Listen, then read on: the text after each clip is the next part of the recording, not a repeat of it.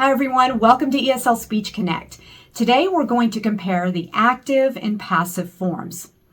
Now sometimes the passive form can be a little bit confusing because we don't necessarily use them as often as we use the active form. Although you do hear the passive form more than you realize. So let's go ahead and review what the passive form is. We use the passive when it's not important to know who is doing the action, or we don't know who's doing the action. But rather, it's important to know who or what is receiving the action. So that's what's important in the passive, who or what is receiving the action. So right now we're going to look at some passive forms in the present, past, and future.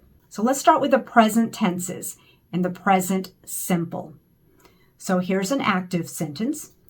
The choir sings the song. We have the subject, choir, sings as the verb, and what's the object? What do they sing? The song. So that's the active form. Now to make the passive, we take the object, song. The song is receiving the action.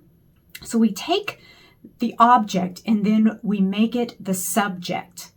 So the song is, it's in the simple tense form, so we say is sung by the choir. So our form changes a little bit. It's in the simple, so sings. So now we use is or are plus the past participle form. So it's really important to learn the structures, and they're really not that hard once you learn them. Passive always uses a form of be. So the song is sung by the choir, and we wouldn't even have to put by the choir. We just kind of, if we know it, we can put it at the end. But the object, which is song, is now the subject. So our form is object plus is or are plus the past participle. All right, let's look at the present continuous. We'll start with active. The choir is singing the song.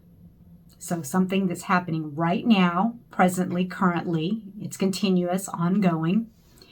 So once again, the song is receiving the action. So song becomes the subject. The song is being sung by the choir. So our form is or are plus being, because we're in the continuous, being, and then past participle of the verb, sung. Is or are being sung. The song is being sung by the choir. Let's look at present perfect. So our active sentence, the choir has sung the song. Remember, present perfect is has or have plus the past participle. Has or have depending on singular or plural. The choir has sung the song, present perfect. Passive, the song has been sung. So we still use has, but then our passive form is been. Remember, we have to use a verb of be. So been. The song has been sung, and then past participle once again. All these passive forms are going to have the past participle. Let's look at present perfect continuous, the active form. The choir has been singing the song. Present perfect, has or have been, singing. So let's look at what the passive form would be. The song has been, and now you need being. The song has been being sung. Does that sound right? Well, actually, I'm told that this is grammatically possible, but this form is rarely used, and it's awkward, and we don't like to use it. I do not recommend using this form. Oh, it's terrible. So I would never use it. So here we would not want to use the passive of this form. Instead, I would suggest just use the other forms. The song has been sung. the song was being sung, but not this last one. It does not work. Let's look at our past tenses. Let's look at this past simple or simple past. The choir sang the song. Simple past, sang. Passive form, the song was sung by the choir. So because it's in the simple past, we're going to need to use the form of be. Simple past of be is was sung. And once again, was or were plus the past participle. So that's our form. All right, now let's look at past continuous. Active form, the choir was singing the song. So the passive form, the song was being sung by the choir. Being, that's your verb of be form. Actually, verb of be form is was, and then you've got your other passive form, which is being. So that being makes it passive. Let's look at the past perfect. Remember, past perfect uses had. The choir had sung the song. Had sung. So with past perfect, it doesn't matter if your subject is singular or plural. It's always had. So the passive form is the song had been sung. The song had been sung by the choir. So the form is had plus been plus the past participle.